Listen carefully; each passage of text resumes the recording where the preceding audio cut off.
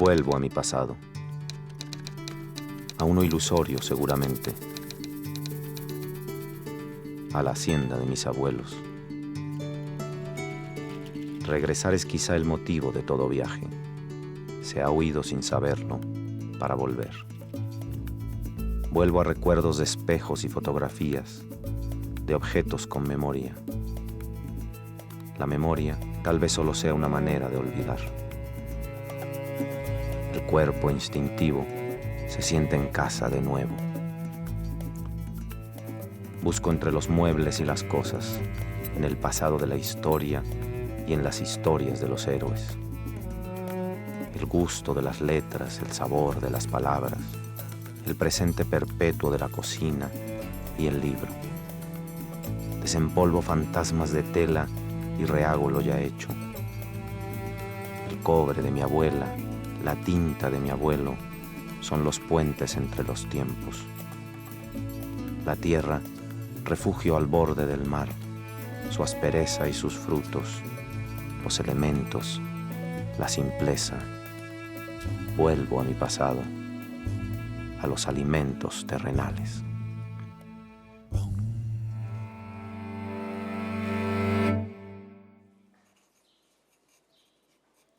Hacienda San Cristóbal Polaxtla, Puebla, 8 de agosto. ¿De qué sustancia están hechos los héroes? De valentía, claro, de arrojo, de ideales, de coraje, pero también de la misma materia de todos los mortales. Hidalgo, entre la virtud y el vicio, fue el cura de Dolores, el amante del teatro francés, de Molière y Racine, a quienes traducía, montaba e interpretaba, el amante de tantas mujeres con las que engendró por igual hijos y aventuras, el indomable teólogo, el toreador de gachupines, el matador, el zorro, el carismático sacerdote que arengó en su parroquia todo un pueblo y lo puso en marcha. Miguel Hidalgo y Costilla y Gallaga es el nombre del hombre y de su eterno legado, y Eugenio Aguirre, el nombre del escritor que ha desenmarañado las peculiaridades de aquel mortal. ¿De qué sustancia están hechos los héroes? También están forjados por sus horizontes natales, por sus aromas y sabores. Hoy guisaré con Eugenio el burbujeante clémole criollo, con su almendra, su nuez y ajonjolí, y platicaremos en torno a la ausencia de los primeros conspiradores, de aquellos héroes que no se supieron héroes, de aquellos héroes que fueron más que pinturas para la posteridad, de aquellos seres humanos. Hola Eugenio, bienvenido. Qué gusto verte. Pedro, qué alegría estar contigo. No, la alegría es mía, qué maravilla. Tenemos esta visión de la estampita, Sí, del cura del viejito bonachón, así, casi encorvadito. que no tiene nada que ver con parece más el bien- Hidalgo de verdad que nos pintas, pero No. que tú creo que ejerció en ti una gran fascinación. Sí, fíjate que la aproximación a Hidalgo fue a través de Victoria. Entonces empecé a investigar, empecé a indagar y me fui encontrando con un personaje maravilloso, adorable, por muchas razones. Primero porque era un tipo inteligentísimo, brillante, agudo, filoso. Sus contemporáneos le llamaban el zorro porque era terrible, era lapidario en sus juicios, pero además te encuentras a un hombre sensual, carnal, cachondo, despotricador, desproporcionado, que le encanta la fiesta, que le encantan las mujeres, que es un seductor profesional de hombres y mujeres, que le fascina el teatro, que le amaba la música y aprende a tocar violín, tocaba a Rameau, tocaba a los compositores novohispanos. Era un hombre perfectamente enterado de lo que sucedía, no estaba recluido ahí en Valladolid, Así es, claro. Con sus ausente alumnos. de lo que sucede en el mundo, sino el tipo sabía qué pasaba en la capital del virreinato y conocía perfectamente bien cómo estaba floreciendo la ciencia novohispana. Que por ¿Y cierto, cómo se encuentra Hidalgo a este grupo de conspiradores? ¿Cómo empieza? fíjate que Hidalgo nunca buscó la conspiración. Él vivía muy bien. Él iba a las O tertulias. sea, el padre de la patria estaba feliz, fascinado con su Fíjate, vida, imagínate. con sus obras de teatro, con su Imagínate ciencia. qué rico. Sí, Con esas obras de teatro tenía sus mujeres, tenía muchas amantes, tenía sus tertulias en casa de Juan Antonio de Riaño, que era el intendente de Guanajuato, un hombre ilustrado, donde se reunía con Abad y Queipo, que han de haber sido maravillosas, Claro. porque ahí se hablaba en términos ideológicos progresistas y no había censura. Se Luego, compartían apetencias, lecturas. pero luego se iba al reventón en serio, se iba con Agustín Marroquín, se iban a los... Agustín Marroquín, su compadre, el torero. el torero. Se iban a los burdeles, se iban con las uripantas, se reventaban, luego se iban a los palenques a apostar a los gallos, y lo que más le gustaba a Hidalgo eran las corridas de toros, porque el tipo pues, era un hombre de campo. Claro. Por eso no puede ser este gordito Sí, sí, así, sí. que parece campechana Sí, o que sí. parece, ¿cómo se llama? Concha de ese Sí, sí. pan de... y yo prefiero imaginarlo con un hombre viril, Claro. bien plantado. Que es coherente con lo que me estás contando, ¿no? Más o menos guapo, pues si no hubiera podido tener tantas amantes, Claro. ¿verdad? Entonces, te digo, estaba muy a gusto, pues ¿para qué se iba a meter en problemas? Pero los conspiradores de Cleveland se dan cuenta que este personaje puede congregar a grandes multitudes, porque lo amaba todo el Tiene un pueblo, gran carisma. gran carisma, pero además puede traer a la causa a los ricos, a los aristócratas peninsulares, españoles peninsulares, porque ellos le pueden aportar dinero a la causa y lo invitan ya como caudillo. Sí, sí. Ya le dan, digamos, un rango en el movimiento. Sí, digamos que en ese momento ahí va a haber dos próceres acaudillando el movimiento. El militar, que es Allende, Que es Allende, creo que es y el- capitán. y el político, que es Hidalgo. Porque Hidalgo de la guerra no tenía No ni sabía idea, nada. cometía torpezas constantemente. Militarmente era torpe.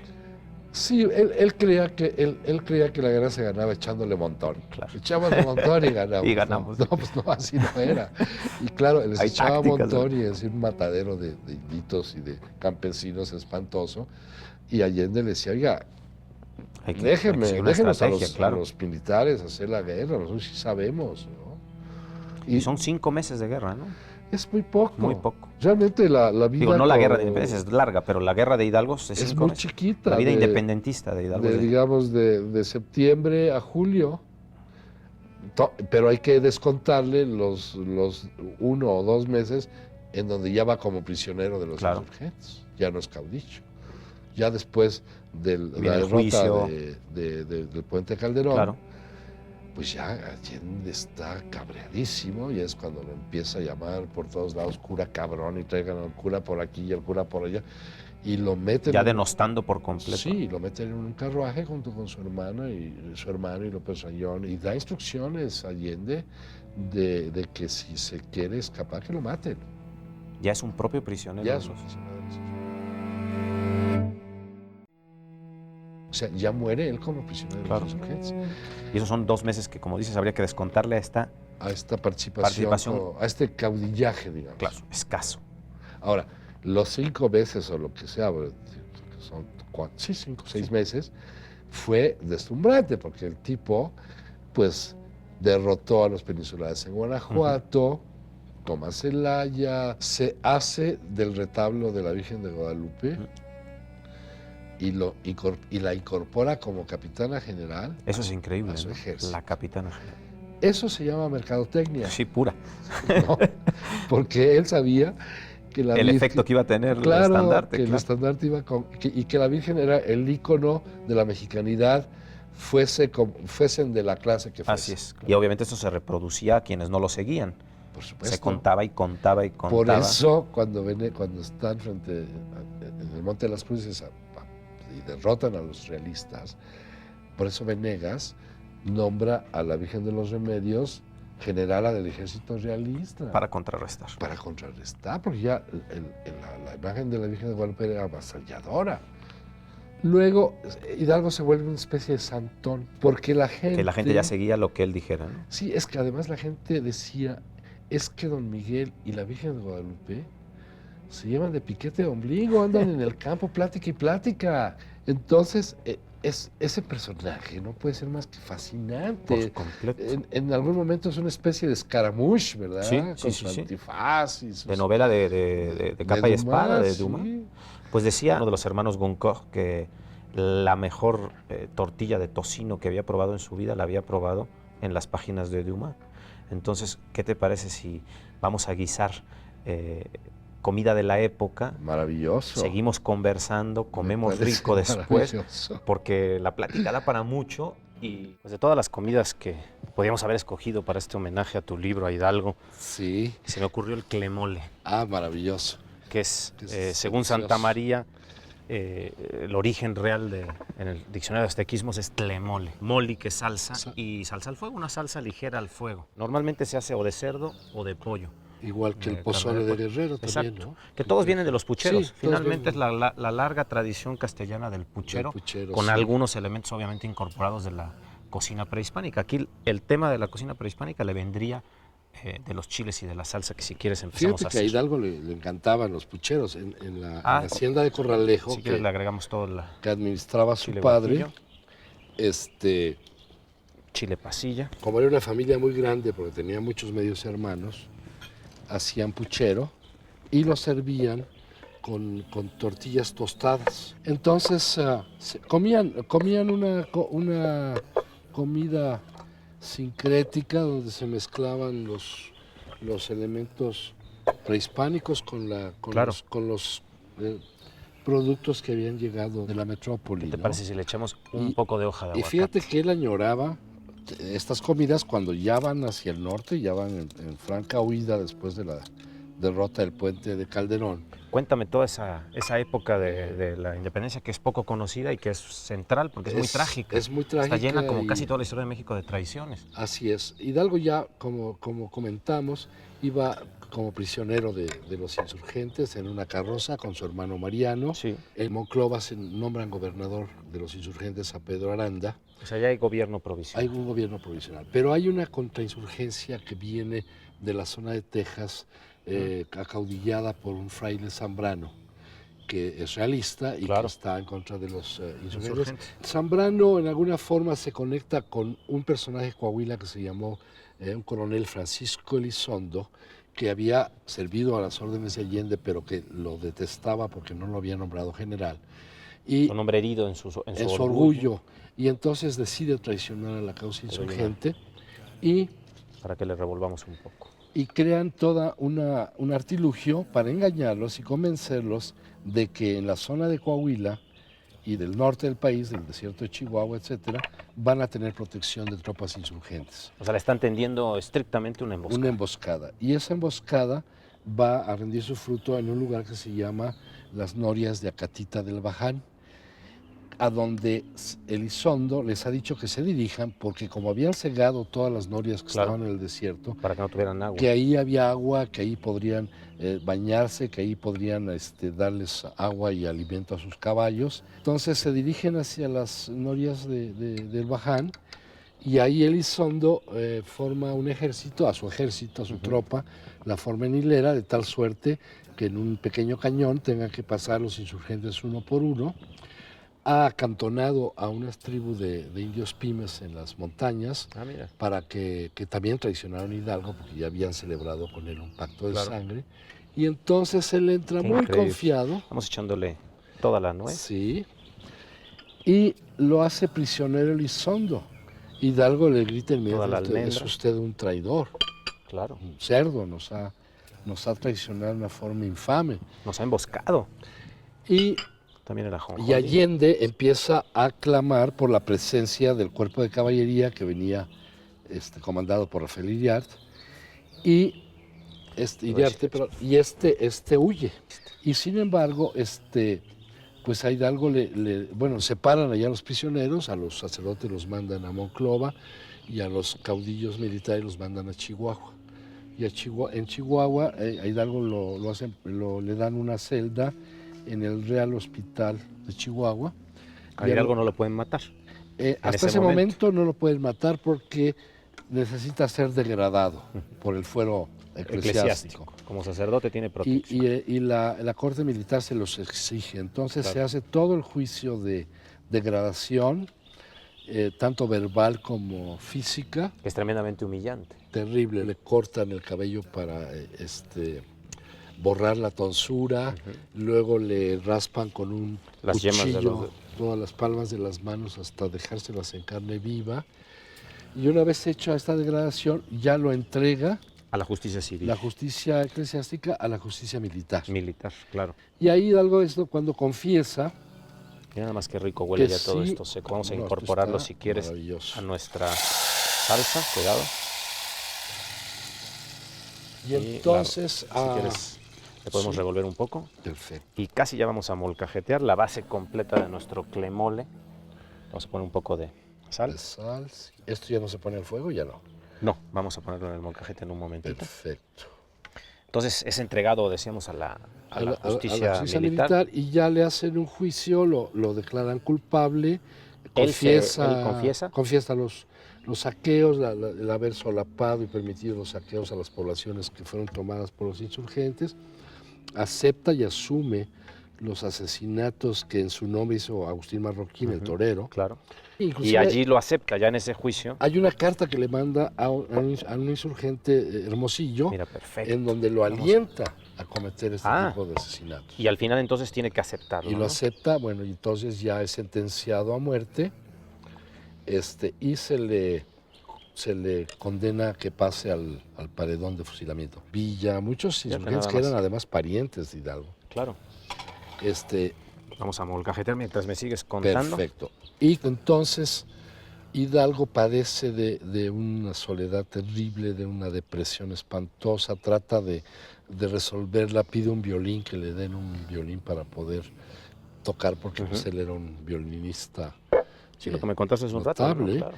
Y entonces le llevan un violín y con eso se pasa las horas de ocio y de Previas espera a previas a su fusilamiento. Lo quieren sentar de espaldas como para fusilarlo como traidor. y él dice, no, yo no soy ningún traidor, yo he sido el caudillo de una revolución. De una guerra justa, de una revolución. Pero yo no soy, a mí me matan de frente.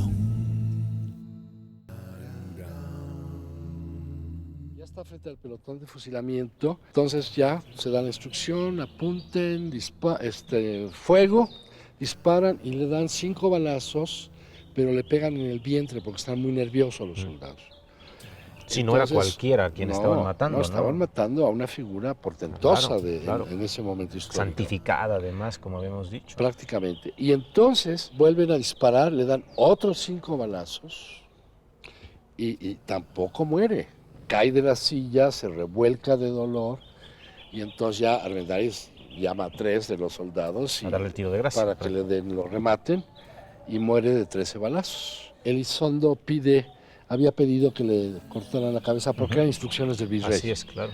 Y entonces llega uno de los indios, estos traidores, y le corta la cabeza con un machetazo, y ya después su cabeza junto con la de Jiménez, junto con la de Allende y Aldama, claro. se van a poner en unas jaulas y se van a colocar en los 4 esquinas de la Alhóndiga de Granaditas como escarmiento claro, para que la gente sepa cuál es el destino y en qué termina quien se atreve a eso. Revolucionarios, sí. Vamos, si quieres, ahora perfecto. Incorporando al caldo de pollo. Y mira, ahora que has cortado las 2 piernas. Las piernas de pollo, me acordé de uno de los insurgentes que ha sido, y ahora nuestra salsa. Digamos, elevado al rango de héroe, que es Abasolo, de quien pensaba Hidalgo siempre comentaba que tenía patas de pollo. Porque porque no era tan valiente. Vamos a ponerle ahora un poco de azúcar como se para presume, terminar de sazonar. Y es el único de los insurgentes. O sea, patas de pollo es un peyorativo. Sí, le decía, tiene usted patas de pollo, mire cómo le tiemblan las rodillitas. Claro. Y le van a temblar más cuando ya los enjuician y los condenan a muerte, porque es el único insurgente que pide clemencia. O sea, se conoce más a Basolo que a Mariano Jiménez, cuando Mariano Jiménez fue el artillero más importante del ejército insurgente y es quien derrota a Torcuato Trujillo en el Monte de las Cruces. Sin embargo, todo el mundo, porque la historia oficial así nos lo ha procurado. Sí, es un rosario de nombres, ¿no? Sin ninguna noción de para qué o qué. Todo el mundo sabe quién es Abasolo. O sea, de hecho la gente recita Hidalgo, Allende, Aldama y Abasolo. Pues vamos a dejar que nuestro clemole repose, que además el pollo se termine de cocer y seguiremos disfrutando la plática y la Por supuesto, la y con una gran gran interés en comerlo porque se ve delicioso. Sí, tienes que probarlo. Vas a ver que esa salsa de mezcla de salados y de chiles, el moli propio del clemole, es lo que nos va a dar un sazón. Viste que le echamos un poco de azúcar al final para darle esta consistencia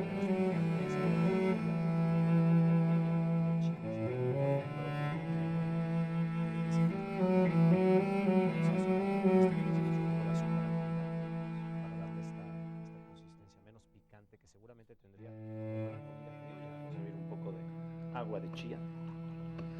Que es deliciosa, ¿eh? Maravilloso. Espero que te guste. No solo sé que me va a gustar, sino que me vincula con mi niñez en una forma maravillosa, porque no sé si te tocó a ti, porque tú eres más joven que yo, pero cuando yo era niño había unos animalitos de cerámica, una cerámica muy, muy porosa, Sí, sí. que se le ponían las semillas de chía, le ponías agüita y luego esos animalitos les iban creciendo las hierbitas de la chía. Claro, claro. Pero germinaba la chía. Germinaba y se volvían pachoncitos, eran como peluchitos, Sí, pero sí. de chía, maravillosos. La chía tiene enormes propiedades. Ahora se ha descubierto, después de que ha sido durante siglos una bebida popular en México, pues se le han descubierto propiedades. El 80% de los ácidos grasos de la semilla son omega 3, que son quizá los ácidos grasos de moda. Enorme cantidad de antioxidantes, de bioflavonoides, y además un buen vaso de chía te da el 27% de la fibra que necesitas al día. Así que es casi un elixir. Sería un hábito muy sano. Tremendamente sano. Tomarte todos los días un vaso de Tremendamente leche. sano. Pues salud, qué maravilla. Pero además es muy bonita. Es muy Fíjate bonita, que tiene algo de... las semillitas sobre la superficie del agua le forman una textura como el de la pitaya. Claro. Yo te puse incluso una cuchara para que Qué después rico. puedas saborearla. Y nuestro clemole castellano, en homenaje a Hidalgo, y cuando un escritor se divierte haciendo su trabajo, el lector comparte este gusto, como en tu Hidalgo, que está lleno de momentos de gran felicidad, en el mejor sentido, de felicidad compartida con el lector. Sí, pues Hidalgo, así como a los nahuas y a los conquistadores, pues también le gustaba. Le gustaba darle juego a la hilacha, ¿verdad? Tuvimos entonces también nuestros libertinos, como los franceses libertinos de la Pero época, por ¿no? supuesto, sí. Y esa es una historia que no se ha contado. No, por esta solemnidad también de la que hablábamos. No, pareciera que nunca hubo libertinos en México. No, claro. El propio Hidalgo. Pero Hidalgo no solo era libertino, era libérrimo. Era un tipo, o sea, cometía lo que se llamaba el delito de solicitación o de simonía. Que consistía, que era perseguido por la Inquisición, que consistía en seducir, en solicitar favores sexuales a sus feligreses cuando se iban a confesar. Eso estaba penadísimo por la Inquisición.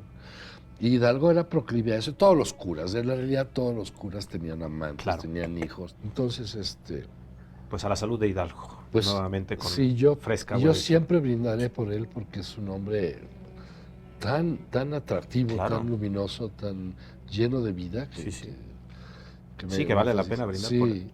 Salud.